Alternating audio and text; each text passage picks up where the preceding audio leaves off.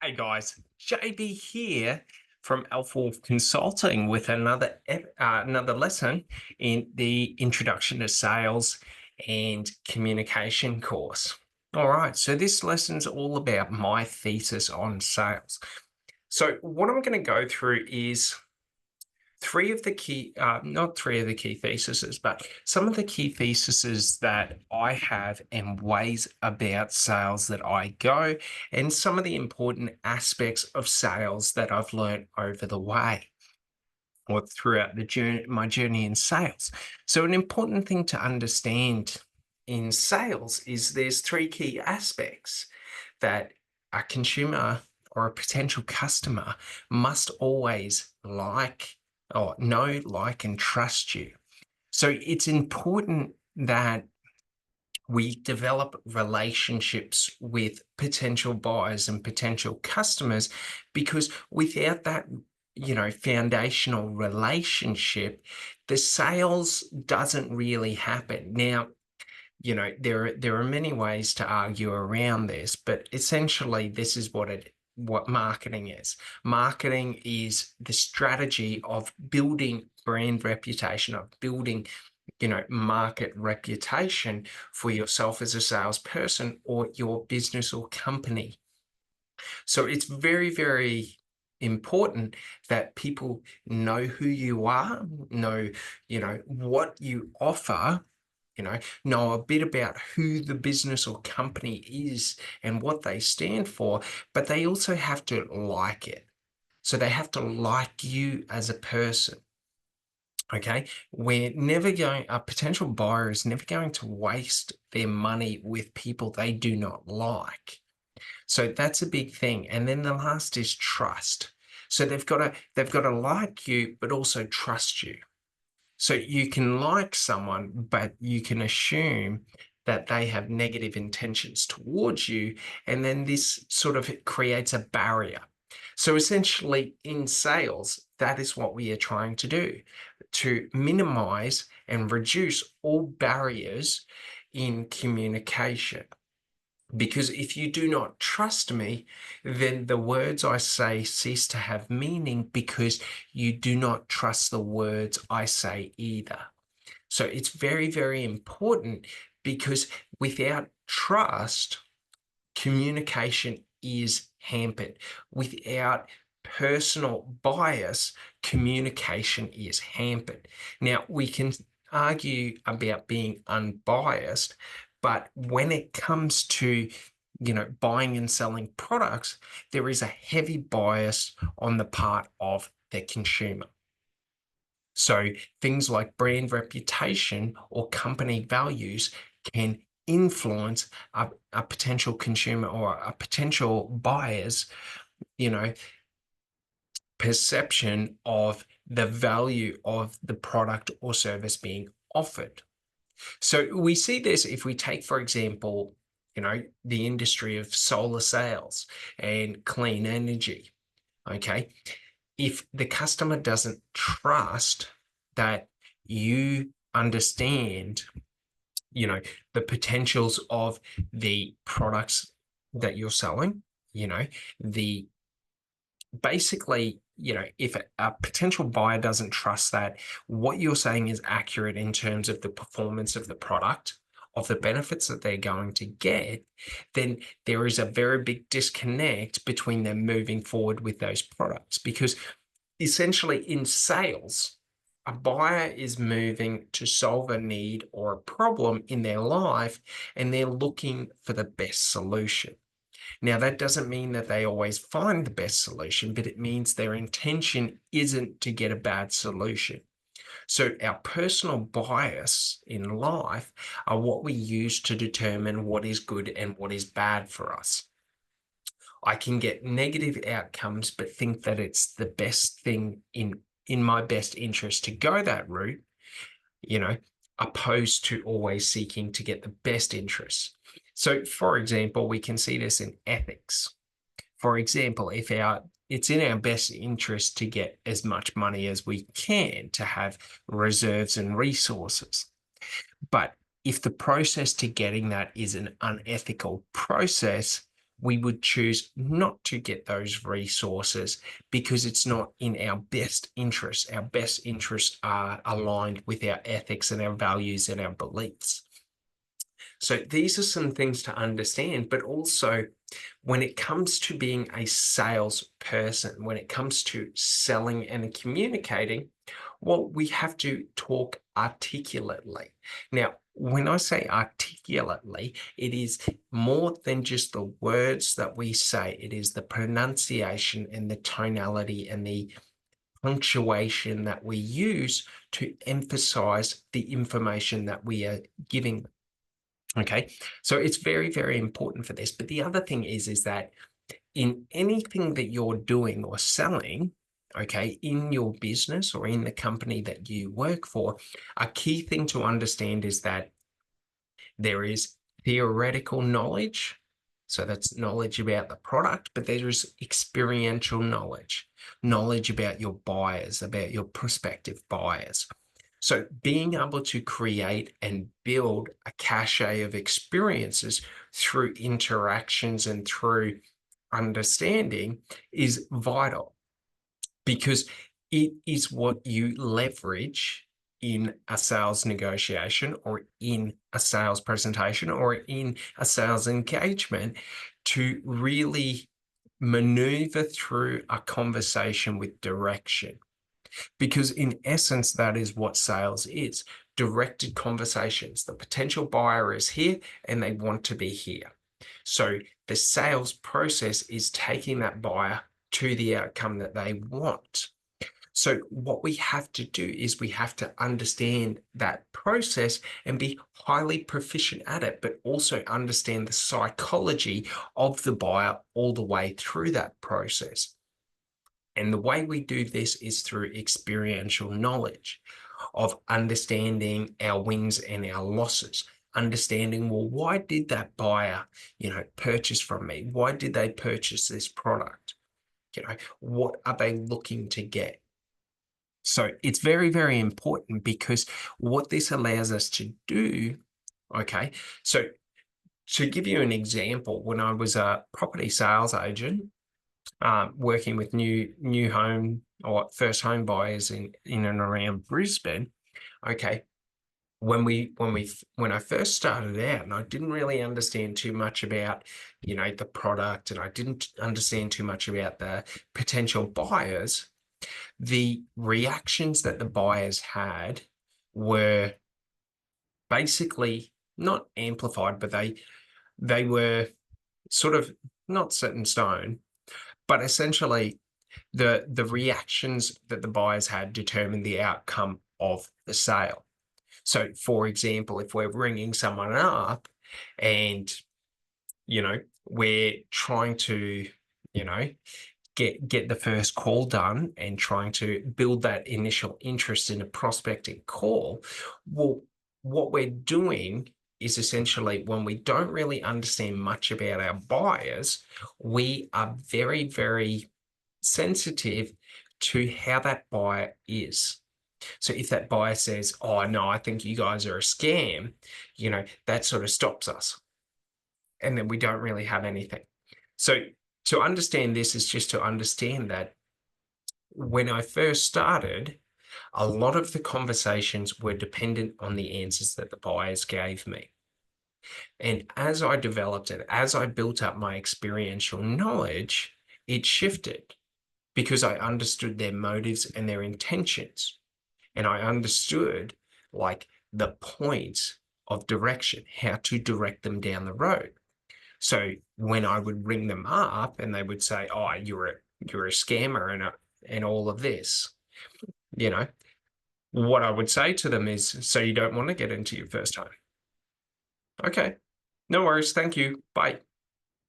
And it's that shift from me there being trying to tell them and explain to them why I'm not a scam, to just, "Oh, okay, you're not a buyer then. I know what a buyer is. You're not a buyer. See you later." And that's an important thing to understand, because in sales, okay, we are not alchemists. A sales agent is not an alchemist. We do not rub a turd and hope that it turns to gold. Okay. Think about it like this. When we're in prospecting and when we're in sales, we have a bucket of rocks, and this is our potential leads. And what we're doing is we're picking up each rock and we're looking at it and we're saying, is this gold? No? See you later. We pick up another rock. Is this gold? No? See you later. We pick up another rock. Is this gold? Oh, yeah, it is gold. All right, let's keep that one. And that's a key thing because with amateur salespeople and ill-informed salespeople, they will sit there and spend all of their time trying to turn a rock into gold. And that's not how it works. Because then what we're doing is we're trying to change someone's state of mind forcibly into what we want that state of mind to be. And it's a very, very combative or, yeah, combative, but it's confrontation. So when we're an ill-informed salesperson, we're using confrontation to try and convince other people, through conflict, that they're wrong and we're right and they should think like us. And that's not the way to do it. The way we do it is through education and new information. So, like I said, with the example about people saying when I was selling property that it was a scam, okay, if I sit there and try and convince them of why it is not a scam, I am in conflict with them. If I explain to them, well, that's okay. Like there are plenty of buyers out there. Like, I understand this is not for you. Like, you know, you don't want to be in your first home. You don't want this process. Like, you want to do it on your own. Like, and that's a thing. Because when we understand psychology, okay, and when we're understanding rejection, most people have a fear of rejection. So he who is less involved, well, not involved, but less involved in the outcome has the power over the outcome.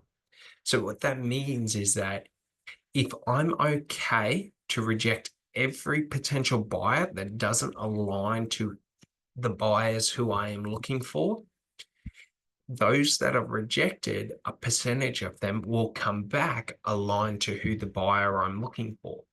And that's an important thing because we're not trying to turn people into buyers. We're pointing out to people who aren't our buyers, look, it's okay. You're not my buyer. This is my buyer, but you're not my buyer. So go buy from someone else. Like, I don't have the time to waste trying to convince you that I am the right person for the job. And it's an important thing like that because when we're in negotiation, okay, the one who is willing to walk away is the one who holds the power of the negotiation. If I'm willing to burn the bridge and say, look, you're not the right kind of buyer for me, you're running around, you're creating all this chaos within your head, you create an emotional instability, and you're unstable as a potential buyer, I can't do business with you. Like, I'm sorry, I do business with stable buyers who know what they want, who understand the process to get to what they want, and understand the value that I bring to that process. Okay. And that's an important thing because a lot of people spend their time trying to convince people, okay, of why they need to do business with them and why they're the best. And that's just not the case. It doesn't matter.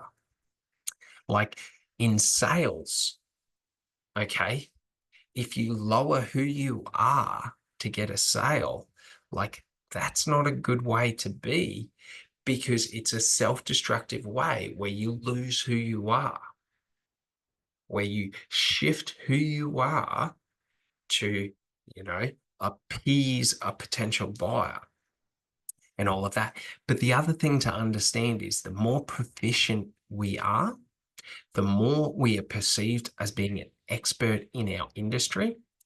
And that's the thing. An expert isn't going to waste time on someone who isn't their buyer, who isn't working with them, and who isn't showing them the respect. And that's the thing. If someone doesn't respect the effort I put in to helping them get into their first home and getting everything done for them, okay, like it's pointless to waste my time on it, because they'll always be looking to leverage my offer against other people's offers to get a better deal for themselves. And that's not a good thing, because when we deal with buyers like this, what's essentially going to happen is we're going to spend months conditioning and trying to understand, or trying to convince them to follow the process. Now, understanding conditioning and conditioning your buyer is a very important thing, because we're conditioning them to behave how we want them to behave. And we do this throughout life. We do this throughout everything. So sales is communication. Okay. So we are conditioning potential buyers to, this is how we communicate. This is how the process runs. If you follow the process, you will get the outcome. If you go off of the process and try and create your own process, that's great. You're on your own. Like, that's that. And that's an important thing, that the less we are willing to chase people, the more respect that they will give us. And it's funny because, in life, we always chase after what we want. So in sales, there are urges to try and, if we perceive or think someone is a potential buyer, that we're going to chase. And that's just not the case. Because if we chase, we're wasting energy and time that we could spend on our buyers. So, it's an important thing to understand that in conditioning, what we're trying to do is condition someone from the first engagement that this is the process. And to any that don't follow the conditioning, we let them go. Because when we have a process that is highly conditioned to the buyers, or conditioning the buyers highly, what happens is the potential buyers see the current buyers and understand the outcomes. Okay. So it's a lot about demonstrating and showing people. So an important thing to understand is just that when we're selling, okay, when we're presenting, our product or our service to potential buyers, we're looking to condition them into behaving and moving in a specific way and acting within a certain way, so that there is congruency between the services and products we offer and the outcomes that they get. So that's an important thing, because in standardizing our process and creating a process that has a start line and a finish line, and there is a path to success, it makes it far, far easier for us to direct the potential buyer through the process, because confusion creates emotional uncertainty. So we want to simplify the process so that our potential buyers are emotionally stable. And that's an important thing, because when we have an emotionally stable buyer, they are highly predictable. When we have an emotionally unstable buyer or unstable buyer, their behaviors are up and down, up and down, up and down. One day they're in the process, the next day they're trying to leave. Then we get them back into the process, then they're trying to leave. That's the thing. When they're emotionally unstable and confused, if they want to leave, let them. It's okay. Like, don't try and convince them to come back, because the problem is when a potential buyer is uncertain about the product or service that you offer, essentially they don't trust you. So trying to convince someone to trust you may work for a short duration, but it doesn't work permanently. Trust is a decision someone has to make to where they feel, yes, I am willing to trust you. And that's important because that is what we're leveraging on building, this reputation with a potential buyer so that they know who I am. They know who the company I work for is. They like who I am. They like the company I work for. They like the process for the product or the service, and they trust who I am. They trust the company that stands behind me. They trust the product or the service that I provide. And when they do that, there is less questioning. When a potential buyer doesn't trust you, they will question every decision. And it's a very exhausting process because we're talking about adding time to the process, adding, additional steps, complicating our process. We want to have it streamlined. So to streamline it, we have to keep it congruent. And to keep it congruent, we have to let those who want to leave and focus on those that want to be here. So it's, very, very important in that aspect that we learn to let go to the outcome. It doesn't matter if the sale happens, if the sale doesn't happen. So an important thing that I like to do is I don't try and get sales. I try and find customers. I try and find my ideal customer, the people that I want to help and serve. Everyone else is meaningless but those people. And the reason for this is because everyone else, okay, if they're not my ideal customer, well, I'm going to have to change the process in which I go, the sales process, the path to success to meet their needs. Because that's what happens when they're not our ideal buyer. If they're not our ideal buyer, maybe they wait until the end and try and leverage price and try and use pressure to reduce the price of, oh, well, I'm just going to pull out if you don't drop it 20%. I'm going to do it. Like, that's the thing. We don't want to be dealing with these people because these people make our process unpredictable. We want to have a predictable process because the predictable process gives comfort to potential buyers and creates ideal customers because they understand if they follow the process, they get the outcome that they want. So that's very important. Now, another thing to understand is language, tonalities. So when we're speaking, okay, we don't want to be speaking aggressively and forcefully because it doesn't really matter if they trust or believe us. It doesn't matter. If a customer doesn't like or trust you, they're not a customer. If I'm looking, so it all comes to perception. So if I'm looking to get sales, I'm looking at the binary of, well, this person has the money, they have the need, they should be a sale. I'm going to make them a sale. When we're looking to get customers, our ideal customers, we're looking at, does this person align to our business model or our business values? Do they need the product? Can they afford the product? Are they going to be grateful and work with us in the future? Because that's the thing. We want people who want to be with us in terms of our product and service, because one, that's repeat business, but two, they get more value out of the product. Like, do you understand? So if I'm, trying to sell property to a first home buyer and help them get their first property, like, if they don't value what I'm doing, then it doesn't matter who helps them.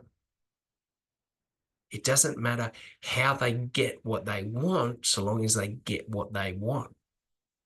So what happens is they tend to fall into the trap of high pressure and manipulative and lying and cheating sales agents. And that's a funny thing. That's your competition, is the ones who lie, the ones who cheat, the ones who steal, the ones who manipulate, all those cheap, negative salespeople. And that's the funny thing that I personally love to do in a sales situation is just say, you want to leave? Go for it. I'll give you names and numbers of other people to deal with. I'll give you the worst of the worst. They'll do it dirt cheap for you. Do you understand? Like, it's important to understand this because this is how we show authority, is by being willing to help someone out the door. Because because their behavior and their actions, they're trying to get us to lower ourselves, to lower the value we put on ourselves, to lower our price, to increase the products, to increase the services at a diminished rate, because they want to be the one in position of power. And it's very funny because for a long time in my sales career, I fell into that trap of trying to convince those people, of trying to lower the price, of trying to increase the products and the services. And the problem was they never respected it. They never valued it. So any additional effort I put in was devalued. They didn't trust me. They didn't want to do business with me. They didn't believe the words that I was saying. And that's a funny thing, because it's in understanding this and just understanding it doesn't matter. Sales is a numbers game. The more rocks we pick up and inspect, the more gold we will find. The more we try and turn rocks into gold, the more time we spend on each rock. So by focusing in and trying to turn every potential buyer into a buyer, we spend all of our time on those who are not buyers, and we don't have time to find the buyers. So that's an important thing. We're trying to find potential customers and potential buyers. We're not trying to create customers and buyers. The buyers create themselves through identifying their needs, through understanding what needs to happen, through understanding what they want. So it's very, very important for you to understand these sort of concepts. Otherwise, like I did at the start, you will spend months and years wasting time on people that you don't need to waste time on. And when I say this, right, in all of my sales positions, I have always been one of the top producers in each of the companies. And the reason for this is because I just meet more people and I don't waste time on those who are not buyers. When I spend all of my time on ideal customers, I'm able to service more ideal customers. So that's sort of something to wrap your head around, is who is your ideal customer for your product or service? Okay. Like, who is it that you personally connect with? Do you know what I mean? So with your personal mannerisms and your traits and your beliefs and your values, who are the buyers that you align with? Who are the people that you want to help, that you want to service? And then we hyper focus in on them. And what happens is, while in the short term, it takes us longer to find a large amount of those buyers, in the long term, once we have found those buyers generally always convert unless we do something stupid.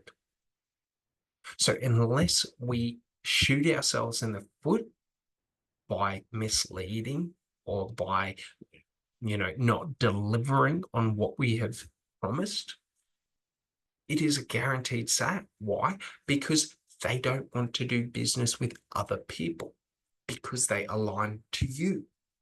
And that's an important aspect of it. Because the more we understand this, the more we understand time management, the more we understand identifying our target audience and creating simplified processes that are step by step to get them there. We're able to collapse timeframes. Our buyers are more willing to move quicker. We're not sitting there sending proposal after proposal after proposal after proposal, having to make alterations to each proposal and trying to, and having to lower our price and compete with every other proposal. Typically, what I say to potential buyers when they inform me that they're taking quotes and offers from other companies is I explain what our company does. And if they're ready and they want to go through with us, that's great. I'll be here. Alternatively, if you're looking for the cheapest product, generally that won't be the company that I'm with. That won't be me. So understanding this and being able to articulate this, I'm able to not burn that bridge when I let them down and just let them know. If you're after the cheapest product, I'd go with someone else. Typically, cheaper products generally fail at a higher rate, and typically they don't last as long. So, if you want to be back in this position in the next 2 to 3 years, come give me a call and we'll set you up for the future. And that's an important thing, because when we're able to articulate and position ourselves like this, people don't feel like we're trying to manipulate them, because we're not. Someone who tries to manipulate another doesn't want to let them go. So when we're willing to just let buyers go, they understand our ulterior motives are not there. Okay. And this isn't to say use that as a tactic, to use reverse psychology against people. No, it's when you genuinely are willing to let every potential customer go that isn't your ideal customer. It creates such a level of authority within yourself and value within yourself that potential customers will seek to become the ideal customers so that they can deal with you. And you can see this across every business, across every sector. Those who are the market leaders genuinely have very, very tight procedures. So, for example, what do I mean by this? Well, when I was working in the property sales, okay, and I was doing my initial prospecting calls, I realized if I try and turn everyone into a sale, I'm justifying why someone potentially could be a prime customer, an ideal customer. But what I've realized is I'm willing to, I'll be willing or incentivize to try and push through people that shouldn't be in the process. So what I did is I shifted it from looking to qualify people in to I look to qualify people out. I want to know, are you serious? Like, this isn't just something you just thought of, right? Like, you actually want to do this? Because if you don't, that's fine. You're not my customer. Like, when we shift that thinking from trying to qualify people in to trying to qualify people out, we get rid of 80% of the people in our pipeline, but the only ones left are the best of the best. And this is how I always became the top producer, because I was only ever dealing with the best of the best. And when I'm dealing with the best of the best of potential buyers, I am able to service them at a much higher rate and a much higher level, that I get more referrals, that I get more business. When I'm just trying to push through all the crap, okay, and push through, non-buyers and trying to make them into buyers, I'm wasting so much time on so many people that I'm not able to give a high level of service. And that's an important thing. The level of service that I give to potential buyers creates the value that they perceive and feel. When you are a potential buyer and all you have to do is text someone and ask them to call you, you're a sales agent, and they will call you on a Sunday and answer your questions, and talk you through things, when you can trust the person that you are purchasing the product or the service through to where they're going to tell you the truth. And that's an important thing. We should always be honest, because if we are not honest with our potential buyers and we try and hide or misdirect information that is negative, what happens is when they find that negative information, okay, the trust we have built has just been shattered. When we are honest up front about the positive and the negative, it's okay. If they don't want to be a buyer because of the perceived negative, whatever it may be, that's okay. Like, we let them go, because regardless of how far down the process we get them, when they find that information, they are going to be out anyway. So there's no point trying to mislead and hide information. Okay? When we're upfront and honest with people, they are more honest with us. When we hide things from people, people hide things from us. So it's very important to understand this, because what we essentially want as salespeople is to have open, transparent, honest conversations that are directed at outcomes for potential buyers. So, for example, when I worked in the property, okay, it's important that I understand your income, your debts, your savings, your liabilities. Like, if I don't know them, or if I have an incomplete picture of them, the outcome I get is subject to what the real, the real income. So they might tell me they're on 100 grand. So, that means potentially they might be able to borrow at 450 to 500,000. And then we get all the way down the process and, they're actually only on $78,000. Well, that drops down to, 380, 400,000. So we've just cut our sale out, because the offer or the product, or, the property we've shown them, the property we've gotten them to fall in love with, is outside of their budget. So that's an important thing, is that we want people to be honest with us so that we can give them a better service. To those who cannot be honest with us, we cannot do business with, because no matter how good we are in getting them through the process, if they don't have the capacity to purchase the product or service, they don't have the capacity. So it's pointless to try and push people through that don't have capacity. So I hope you understand this, that, in my personal theses on sales, there are three main ones. Look for potential customers, not sales. Okay? A customer is worth more than a sale, because a sale is transactional and a customer is a lifetime. Okay? Don't lower yourself. If you're willing to walk away, and you're willing to turn away those who do not align to you, and you don't sit there and try and convince people about who you are is shown. Okay? And then the last one, or the third one, is we are there to find gold. We are not alchemists turning rocks into gold. We are prospectors looking to find gold among rocks. Okay? And then the last one, and this is, to me, the most important.